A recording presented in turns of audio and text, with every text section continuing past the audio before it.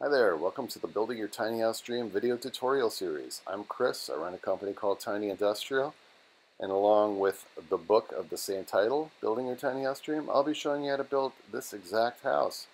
So follow along, I'll be releasing a new video every Wednesday, and hit subscribe so you don't miss a single episode. Hey everybody, it's Chris from Tiny Industrial, and this week we are going to take half a step back. What I mean by that, well, last week I wanted to get really far, and we did. We got the walls set up, and it started to look like an actual house, and that was my goal. What I realized, though, is that I kind of glossed over some of the elements of mounting things to the trailer, which is ultimately the foundation of the house, and the house itself gets attached to that trailer. And I did talk briefly about carriage bolts and so forth, but this week I wanted to take, as I said, half a step back and elaborate a little bit more about how I attach things to the trailer, because it's really important. And that's what we're going to do today. All right, enjoy.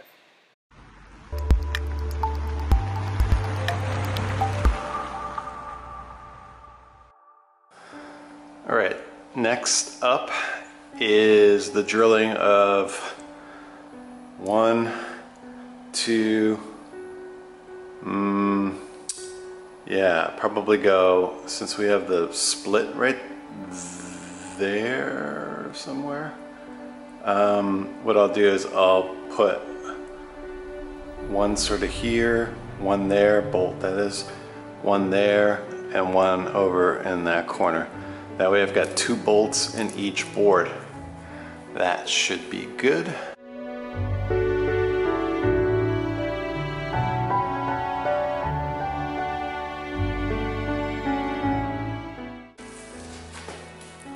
One of the disadvantages of working with shorts is when you're doing drilling like that, you get like the hot pieces of steel raining down on your leg, causing little micro burns, but that's okay. 4 holes, we're gonna put the bolts through there, and that's that.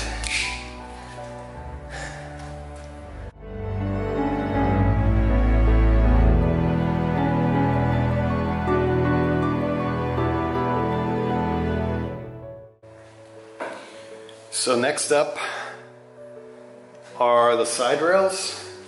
We talked about this already. We've laid this out before already. This is going to go up here. We're going to drill into this so that we hit this 4 times each side. And that's it. It's no different than any of the other stuff we've been doing. So here we go.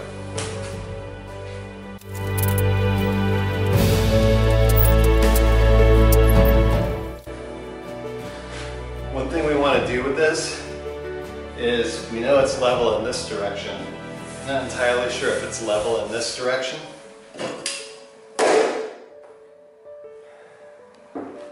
It needs to come up a hair on the outside. So this will all even out in the end as we tighten everything up. But as we do it, it's always a good idea to keep it nice and straight. We use these. What is this? This is called a cedar shim. And what I can do with this is break off the really thin part. And then we're going to get this under here where the tail light is. That's it. Perfect. Can't really see it, but it's perfect. We'll take that back out again later, but when we fasten something, we always want to make sure to fasten it straight. And that's what we're doing.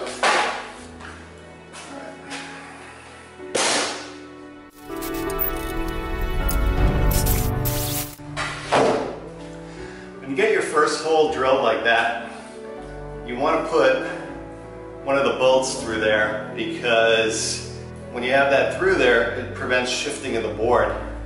When you drill these other holes, what happens is the board might move around a little bit. You don't want that.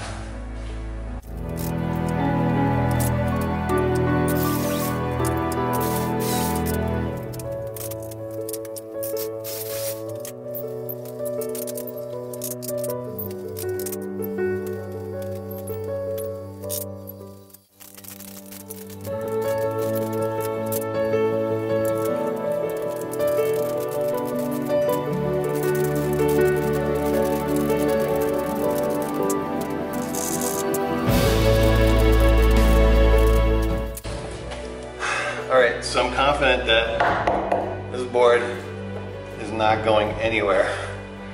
That is solidly on there, and yeah, the trailer has two sides, so let's go to the other side.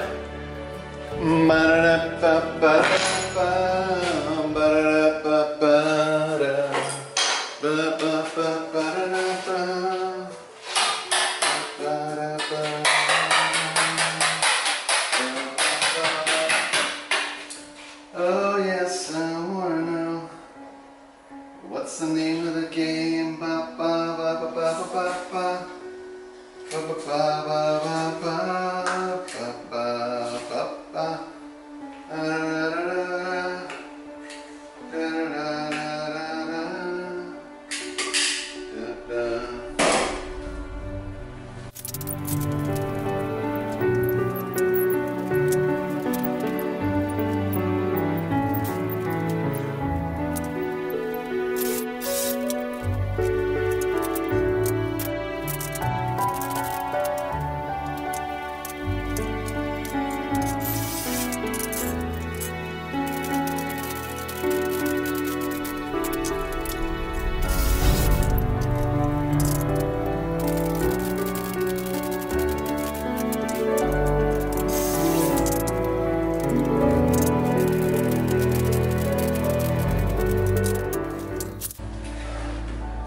That's that. Both sides are on.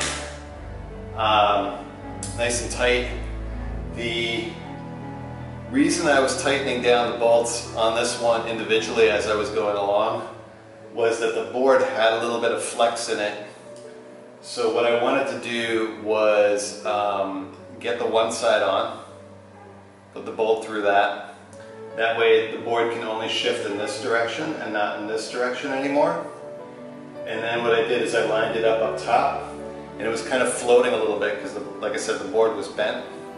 So I drilled through up there, put the bolt through there, tightened that down, and that effectively leveled the entire board onto the mounting surface of the trailer. So that's why I did that. And then I did the two middle holes, and I just, put those in as I went along as well. But we've got two sides on now, perfectly leveled. We've got the front on. I think what's next is to put the back on this thing, and then we start doing the roof structure. So yeah, flying along today. Today's a big day. Oh, the other thing you saw me doing was scooping the shavings off of there. Don't use your hand for that because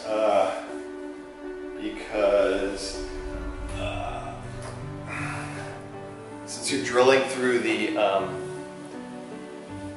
metal, you wind up with these steel shavings, and if you run your hand over those, they'll invariably just go right through your skin. It's kind of like broken glass, so that's why I don't use my hand for that. I should be wearing gloves. I should be wearing eye protection. Yes. Don't do as I do. Perhaps even hearing protection. Anyway, just broke that.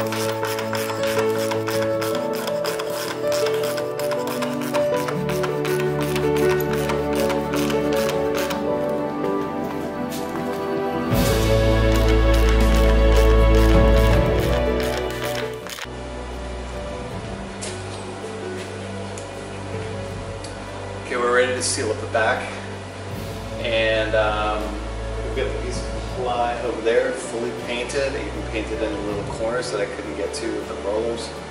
I'm just going to clean this off a little bit.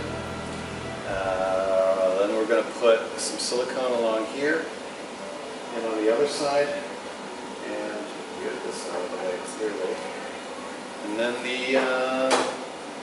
back half is going to go on there. So exciting times coming together. And then we got the other piece right here that's going on top. But first we got to frame out the door. So here we go.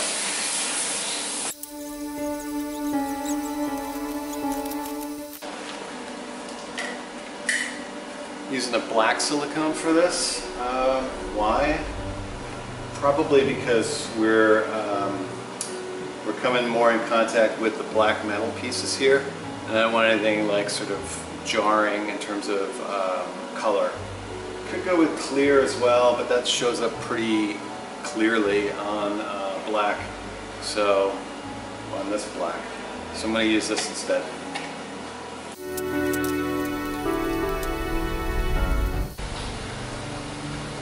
Apparently my black silicone is a goner. I don't know what happened to it. It's not coming out of there anymore, so let's go with plan B and go with clear.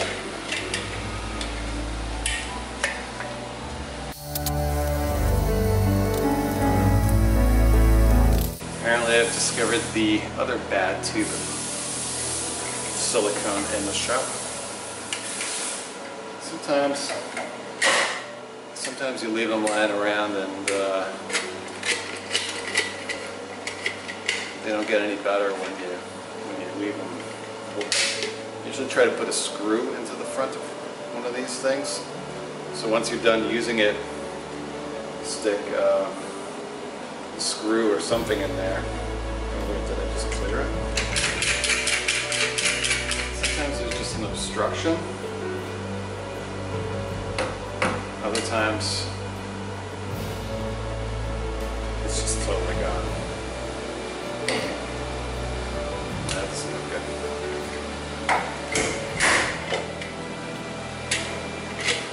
Anyway, I think I got a couple more lying around.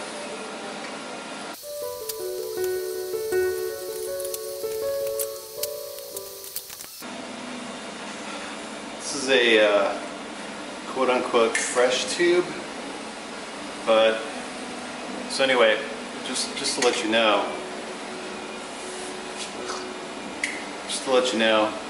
these things have a little cutter. You can cut the tip off one of these off of, but that doesn't necessarily, well, it doesn't open it up because you also need to pierce. There's like a foil in there. So these things oftentimes come with this retractable piercer thingy.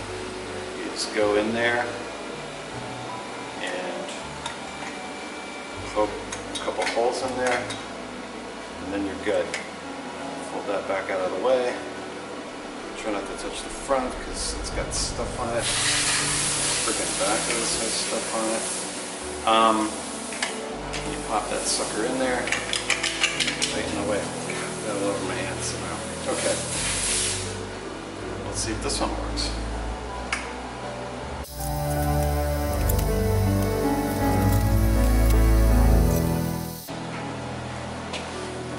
I'm going to run a bead on the bottom of that board as well, just so that it sits immediately in like a sealed sort of environment for what it's worth. So I could run a line along here, but that's probably going to be messier than if I do it the other way around. Put the silicone onto the bottom of that board. What we're going to want to do immediately, and which it should set up, is get the impact driver, because we're going to want to drive like 1 or 2 screws into this just to hold it in place so that it doesn't fall out. Because without holding it, it's gonna jump out of there.